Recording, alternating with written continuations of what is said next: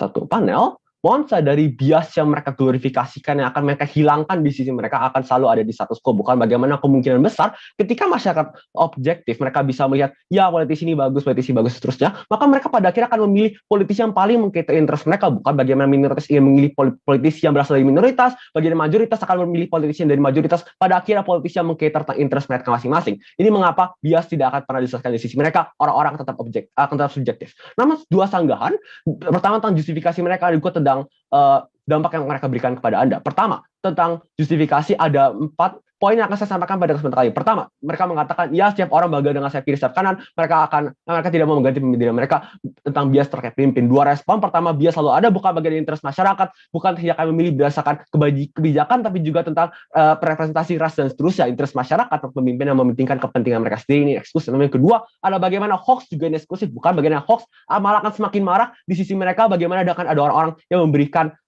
serangan-serangan kepada orang-orang tersebut. Saya akan menjelaskan lebih lanjut di substantif atau mungkin di sanggahan yang kedua. Namun kedua, ada bagaimana mereka menggambarkan kepada Anda, ya ada check and balance tetap ada yang ada di sisi mereka. Menurut kami, ini tetap ada di sisi kami, tidak ada eksklusivitas sama sekali dari argumen yang mereka sampaikan kepada Anda selama 14 menit tersebut. Pertama, tidak ada penggaran apa-apa secara jelas bagaimana bentuk check and balance yang mereka inginkan. Namun kedua, jika pun misalnya mereka menginginkan supaya orang-orang bisa mempoint out kesalahan atau memberikan feedback kepada politisi-politisi ini, maka ini akan lebih jelas di sisi kami. Karena ketika orang memiliki persepsi yang buruk, mereka bisa melihat ya politisi A misalnya kekurangan di sini, maka dia harus meningkatkan, mereka juga bisa memberikan feedback yang sama, bukan dengan apa yang terjadi di sisi proposisi mereka salah. Namun yang ketiga, walaupun misalnya ini sangat bersifat menyerang, ini menunjukkan bagaimana kemudian di sisi mereka orang-orang tidak akan bisa berubah karena orang-orang tersebut dari awalnya fanatik. Sisi mereka tidak bisa mengubah pendirian orang fanatik. Namun respon ketiga, jika interest dari sisi proposisi adalah untuk menyelesaikan masalah-masalah, bagaimana akan ada misal ketika orang-orang bisa melihat secara objektif, secara tiba-tiba dunia mereka utopis, di mana semua permasalahan hak wanita selesai, ini tidak mungkin terjadi karena notice di status quo semua jenis politisi, walaupun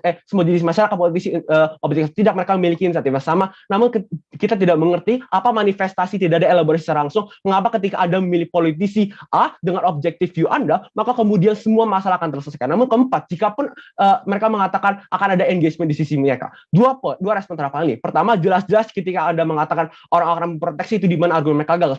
Tiga subpoin. Pertama, ini membuktikan bagaimana fanatisme orang-orang mendukung politisi yang mereka sukai. Namun kedua, ini akan jelas tidak akan bekerja karena orang-orang akan defensif, bukan mereka tidak akan mau mencoba mengerti, tidak ada likability kenapa orang akan mengubah pikiran mereka.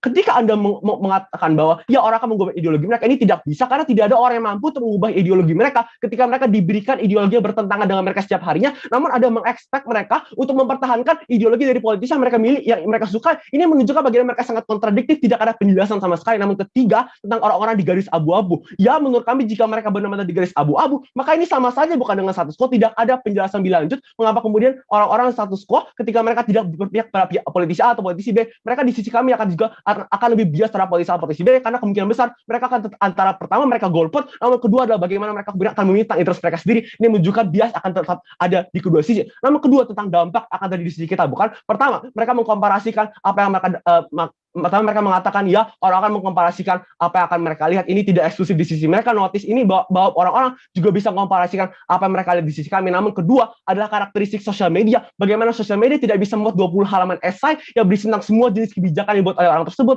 oleh politisi misalnya, sehingga kemungkinan besar jenis konten yang diberikan di sosial media bukanlah secara lengkap kebijakan apa, seperti misalnya kebijakan omnibus law yang bersifat 16 halaman seterusnya. Ini menunjukkan bagaimana kemungkinan besar konten yang disebutkan yang akan terjadi adalah konten-konten yang berisi tentang misalnya pemberian sembako yang dalam bentuk highlight video selama 40 detik atau perlakuan baik, sehingga akan terjadi adalah bagaimana kemudian di sisi mereka orang-orang hanya akan mendefend atau mempertahankan tindakan baik, namun bukan kebijakan-kebijakan. Menurut kami kebijakan secara jelas akan lebih komprehensif di sisi kita, di mana ada news media atau misal platform online menyediakan. Ini akan dijelaskan nanti. Namun masuk ke dalam poin ketiga, itu komparatif. Mengapa edukasi di sisi kami akan lebih aksesibel? 2 poin. Poin A, notice bahwa ada alternatif lain, bagaimana media koran atau seperti website Kompas atau contoh TV yang digunakan pemerintah untuk mencapai kebijakan. Ini ditawarkan sisi oposisi tidak eksklusif karena ada alternatif lain. Namun kedua yang menjadikannya jauh lebih baik adalah karena di sisi kami informasi disampaikan jauh lebih komprehensif, di mana media platform menjadikan secara lengkap misalnya apa yang baik dan buruk dari omnibus law, dari kebijakan A, kebijakan B. Ini tidak akan bisa tercapai di sisi mereka karena orang-orang pertama akan fokus di sosial media yang mereka gunakan tiap hari, sehingga mereka ketika mereka lihat ya orang-orang politisi A baik di sosial media, saya hanya bisa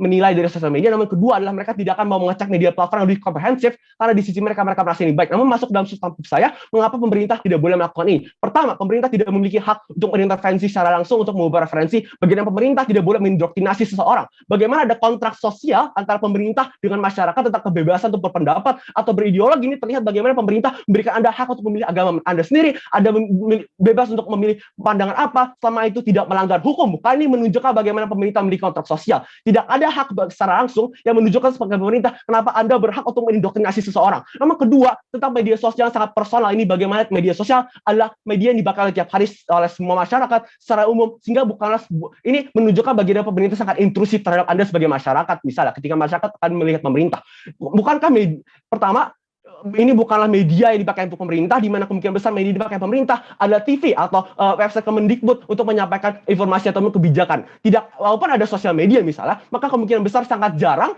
yang dipakai pemerintah, sehingga kemungkinan besar yang mempost politisi-politisi ini bukanlah orang-orang dari pemerintah, namun orang-orang yang fanatik yang mengglorifikasikan politisi-politisi tersebut. Ini bagaimana di sisi Anda sudah gagal karena Anda membuat fanatik lebih luas menyebarkan ideologi mereka. Namun kedua adalah ketambah mereka tidak bisa berhasil. Dua subpoin dalam hal ini, poin A, bagaimana mereka sudah fanatik, ini sulit mengubah pendirian mereka karena ada 19. Namun kedua, karena mereka sendiri yang mempost di post-post tersebut, bukan, sehingga pada akhirnya walaupun Anda mengatakan ya mereka setiap hari melihat, ini tidak akan bisa karena mereka sadar pemerintah yang mencoba mengubah pendirian mereka, sehingga mereka merasa ya pemerintah sebenarnya tidak suka apa yang sukai. Ini menunjukkan bagaimana saya tetap berpegang pada mereka. Namun kedua adalah bagaimana semua di sisi mereka yang pada akhirnya membenci pemerintah. Masuk dalam sifat sosial media, bagaimana masyarakat menggunakan ini sebagai bentuk komunikasi di mana disebut kebebasan berbicara. Ada freedom of speech di sisi Anda, bagaimana ketika Anda mengatakan A, maka ada pembalasan, ada reply yang digambarkan di sisi Anda. Ini kemudian mengapa akan ada perang online yang tidak akan pernah berakhir, karena di sisi Anda semua orang akan bersifat defensif, akan ofensif juga. Ini mengapa objektivitas tidak akan bisa karena mereka sejak awalnya sudah bebal. Namun yang ketiga, bagaimana masyarakat merasa bahwa pemerintah tidak lagi peduli dengan mereka. Pemerintah adalah semua pemerintah intrusif di mata mereka. Bagaimana mereka melihat, ya sebenarnya saya sudah memiliki kontrak sosial dengan pemerintah, namun pemerintah mencoba untuk mengganti hal tersebut. Mereka mengkhianati apa yang mereka janjikan kepada kita. Pemerintah ada semua pemerintah inklusif. Ini kemudian kenapa di sisi Anda kepercayaan pemerintah akan hilang, dan itulah mengapa saya bangga untuk menjadi oposisi.